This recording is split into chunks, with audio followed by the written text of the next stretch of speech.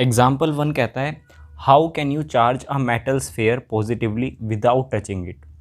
तो हमने एक टॉपिक पढ़ा था चार्जिंग बाय इंडक्शन, उस टॉपिक का ये क्वेश्चन है। तो किसी मेटल स्फेयर को, हमारे पास एक मेटल का स्फेयर है और उस स्फेयर को हमें चार्ज करना है। कैसा चार्ज करना है? पॉजिटिव चार्ज करना है। तो हम मानते हैं कि सबसे पहले हमें क्या ले लेना है, एक मेटल स्फेयर ले लेना है और वो मेटल स्फेयर कैसा होना चाहिए, वो अनचार्ज होना चाहिए। अब इसको क्या करना है, आपको जो है इसको एक स्टैंड पे रख दो और वो स्टैंड कैसा होना चाहिए, इंसुलेटिंग।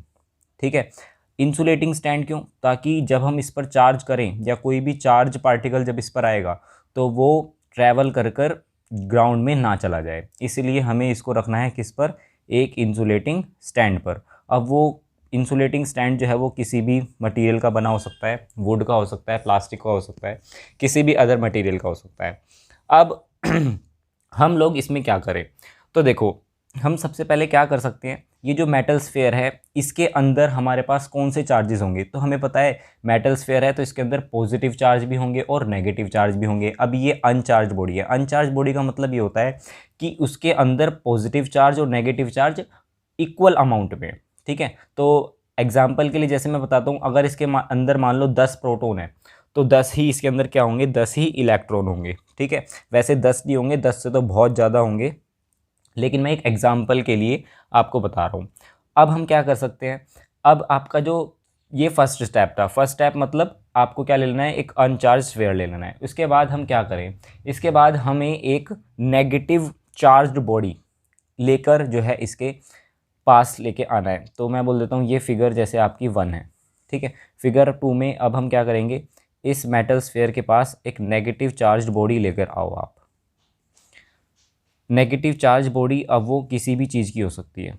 ठीक है, जैसे हमने पढ़ा था जब हम ग्लास रोड को क्या करते हैं, सिल्क से रब करते हैं, सिल्क के साथ रब करते हैं, तो हमने क्या पढ़ा था कि ग्लास रोड पर आ जाता है पॉजिटिव चार्ज और सिल्क क्लॉथ पर आ जाता है नेगेटिव चार्ज।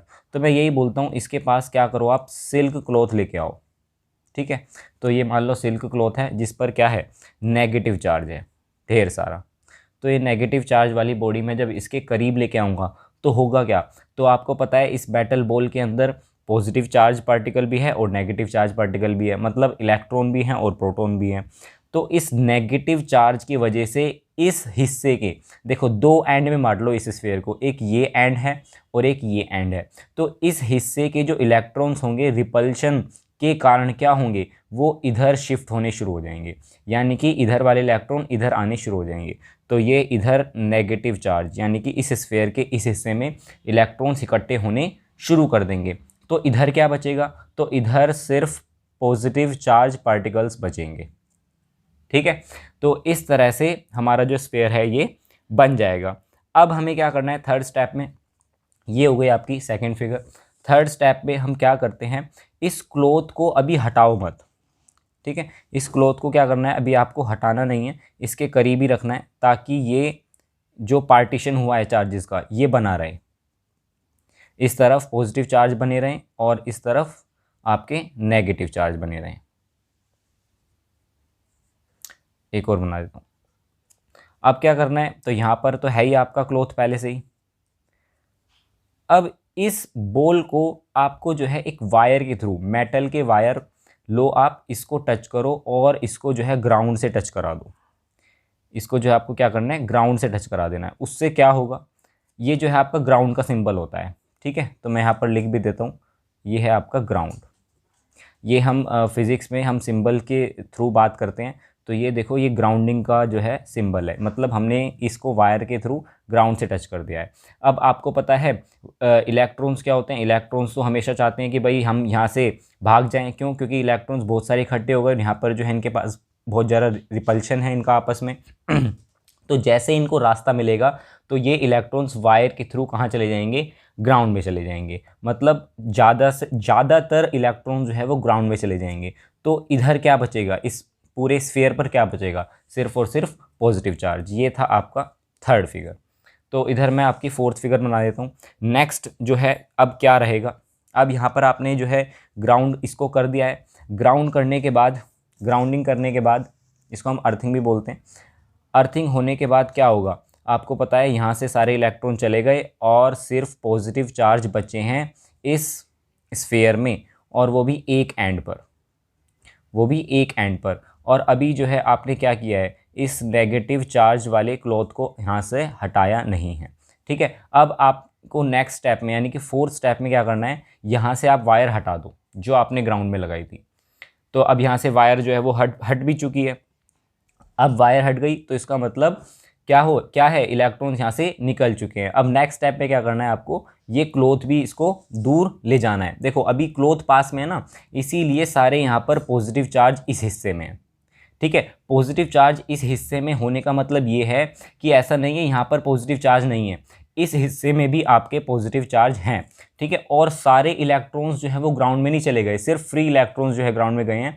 यहाँ पर अभी भी इसके अंदर इलेक्ट्रॉन्स मौजूद हैं। फिर हम दिखा क्यों नहीं रहे हैं, क्योंकि हम ये दिखाना चाहते हैं इस हिस्से में ज़्यादा पॉजिटिव चार्ज पार्टिकल्स है, यानी कि जो इलेक्ट्रॉन्स हैं वो इधर शिफ्ट करके चले गए थे। ठीक है, तो इधर पॉजिटिव बचे थे सिर्फ। अब क्या होगा, जैसे ही मैं क्लॉथ हटाऊंगा तो इसके बाद जो आपका फिफ्थ स्टेप है, अब यहाँ पर हम देखते हैं कि पॉजिटिव चार्ज जो है वो पूरी स्फीयर में यूनिफॉर्मली जो है वो फैल गया है, डिस्ट्रीब्यूट हो गया है। अब ऐसा जो है वो क्यों हो गया, यूनिफॉर्मली कैसे डिस्ट्रीब्यूट हो गया, ये जो अभी तो एक ही तरफ इकट्ठा हो रहा था, जैसे मैंने क्लॉथ हटाया अभी जो पॉजिटिव चार्ज है वो पूरे स्फीयर में चला गया। और हमने पढ़ा है पॉजिटिव चार्ज क्या होता है, पॉजिटिव चार्ज तो मूव भी नहीं करता, कि ऐसा तो है नहीं यहाँ पर जो है पॉजिटिव चार्ज पार्टिकल है मूव करके इधर सारे जो है वो शिफ्ट होकर सारे में फैल गए हैं। तो हुआ क्या है, बेसिकली यहाँ पर इकट्ठे थे पॉजिटिव चार्ज। ठीक है, मैंने अभी आपको बताया कि भाई ऐसा नहीं है यहाँ पे पॉजिटिव चार्ज नहीं है, यहाँ पर भी हैं, लेकिन यहाँ पर कुछ इलेक्ट्रॉन्स भी हैं, मतलब यहाँ पर ज़्यादा पॉजिटिव चार्ज नहीं है, यहाँ पर थोड़ा सा बैलेंस हो रखा है मामला, लेकिन यहाँ पर पॉजिटिव चार्ज ज़्यादा हैं। ठीक है, अब जैसे ही मैंने क्लॉथ हटाया तो हुआ क्या है, यहाँ के जो इलेक्ट्रॉन्स हैं, थोड़े थोड़े इलेक्ट्रॉन्स यहाँ पर भी थे, वो इधर आकर शिफ्ट हो गए, और जब इधर आकर शिफ्ट हो गए तो इस वाले हिस्से का जो ज़्यादा पॉजिटिव था वो थोड़ा सा बैलेंस हो गया, यानी कि इस वाले हिस्से के पॉजिटिव चार्ज के बराबर वो आ गया है। तो अब पूरी बॉडी में यानी कि पूरे स्फीयर में क्या है, यूनिफॉर्मली पॉजिटिव चार्ज है, मतलब जितना पॉजिटिव चार्ज इस हिस्से में था उतना ही यहाँ पर भी है। ठीक है, तो इसीलिए हम बोलते हैं कि यूनिफॉर्म चार्ज बन चुका है पूरी बॉडी में। तो अब आप शुरू से अगर एक बार देखोगे तो क्या हुआ है, ये पहले क्या थी, अनचार्ज बॉडी, और अब हमने लास्ट स्टेप में क्या कर दिया है, इसको पॉजिटिवली चार्ज बॉडी बना दिया है बिना टच किए। कैसे, हमने देखो कोई पॉजिटिव चार्ज या नेगेटिव चार्ज वाला कोई दूसरा पार्टिकल लाकर इससे टच नहीं किया है, तो बिना टच किए हमने क्या कर दिया, इस बॉडी को पॉजिटिव चार्ज बना दिया।